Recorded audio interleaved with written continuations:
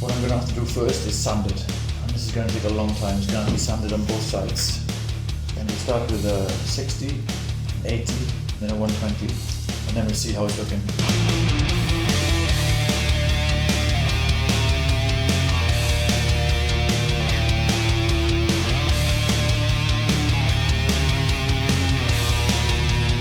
This is feeling much better already. I'm going to try sanding it at 120.